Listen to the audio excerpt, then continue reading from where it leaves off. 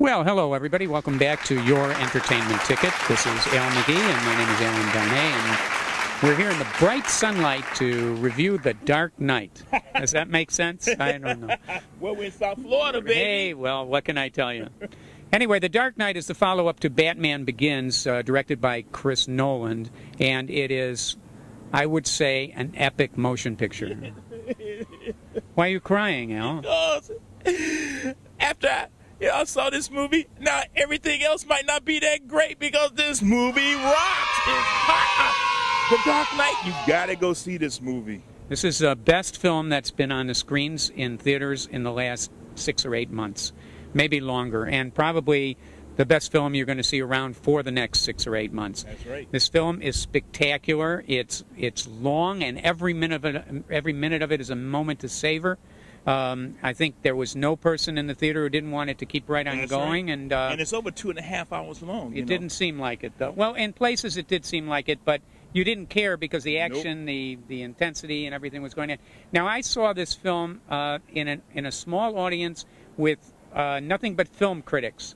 And the most interesting thing about it is an event that I've never seen before. When the film was over, the critics got up and applauded the movie. I saw it in IMAX. I would highly recommend that you go see it in IMAX. And also, part of the film, too, was shot in IMAX. Did you know that? No, I didn't. Yeah, about, I don't know how many minutes, but certain scenes were in IMAX, and I saw it in IMAX.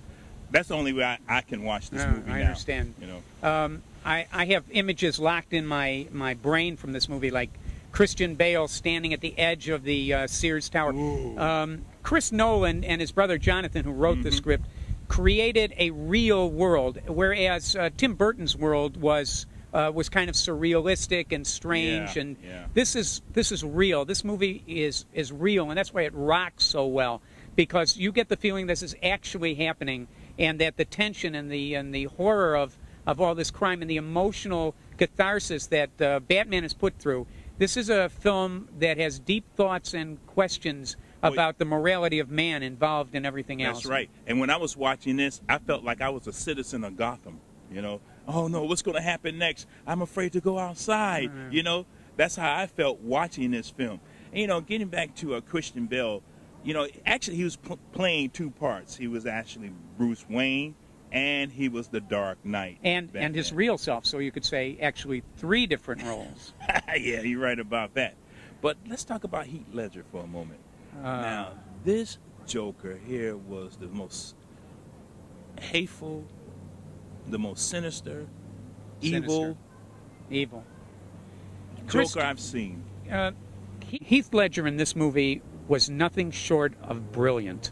The promise of all of the films and all of the performances that he's had to date led to this movie. That's right. This is a consummate performance by a consummate actor. We're going to miss him. The thought of the films that he could have done after this and we're going to miss is very sad.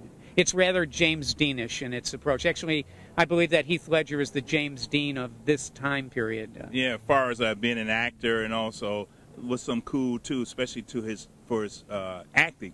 But again, the Joker, you're really gonna enjoy this Joker as the evil Joker. You know, there's not really a lot of laughs and smiles with this Joker. There's some subtle jokes there, but when you see this Joker, you're gonna cringe. You're gonna say, "Catch him, Batman! Catch him!" Actually, I feel that Heath Ledger was so strong in this movie that the movie was more about him than Batman. No, I disagree with that. Well, I don't know. The Joker was always a step ahead of Batman, always right there ahead of him, and always taunting Batman to kill him.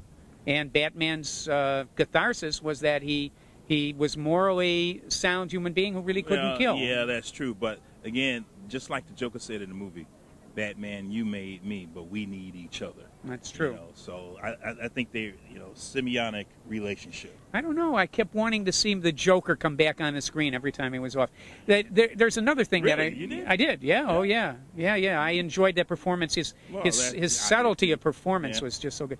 There's in this film there's a motorcycle. And I'm into motorcycles. So, but this particular motorcycle can only be ridden by one person. Did you know that? Nope. Absolutely. It's very hard to ride, and I saw Christian Bale talk about having tried it himself, and he wound up under the motorcycle instead of on top of it. It's just a very weird kind of a bike, but it certainly becomes another centerpiece to this movie. The movie has so many centerpieces. There's so much action. From the very first sequence, the bank robbery, from the very first shot, this movie just rolls along. It just keeps right on going. It's in your face constantly. And the characters are wonderful. Once again, Michael Caine is great as Alfred. Yeah. And don't forget Gary Oldman as Commissioner Gordon. Well, he's Lieutenant Gordon in the beginning of this. Yeah, but let's talk about Gary Oldman for a moment. Okay. I've been watching his career for a number of years, since the 90s, you know. But now this seems to be his best role, his best acting, even though I know he's in other movies too. He's coming out in other movies.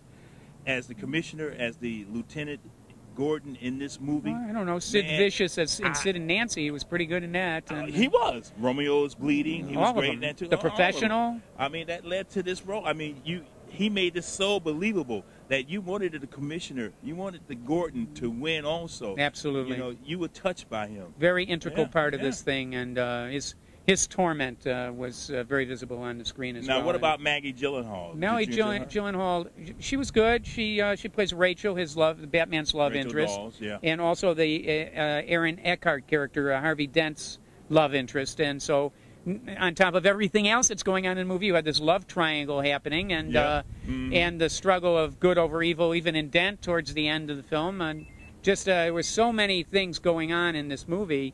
It was just, and we cannot forget Morgan Freeman, who is the moral compass of this whole movie, and it is just an epic motion picture. He took the comic book genre and just lifted it so high that it's going to be very hard for any other movie to any other comic movie to ever even come close to matching this. And I'm willing to bet that the opening week is going to break every record now held, including the Spider-Man's #1 record. Well, I think because it's going to be in 9,000 screens. It doesn't matter. The people are going to flock to see it. We're recording this on Thursday, and it opens at midnight tonight. And almost every theater in the country that it's opening in is sold out for the midnight show. Already sold out. You know, and earlier in some of my reviews, you know, I thought that many of the other comic book heroes were very good too. Well, Iron Man was excellent, and Hellboy. But this one here, the scope of the scope of this movie, it staggers the imagination. What Chris Nolan was able to create here is it lifted it to true art. It's art form, this film. Not only that, the soundtrack, the music, the way it comes in and out, it really captures you. You know, it's not scary movie, anything like that. I mean, scary music, anything like that. But the way they put the music, the composer, the way he put that music in there, oh man, it was just tremendous for me. I mean, my whole body, it captivated my whole body, all my senses. The thing that I always remember about this film is Heath Ledger's performance, that cracked white makeup and the ridiculously drawn face and the sinister nature of every word that comes out of his mouth. This totally sociopathic performance, just at a level all its own. That's right.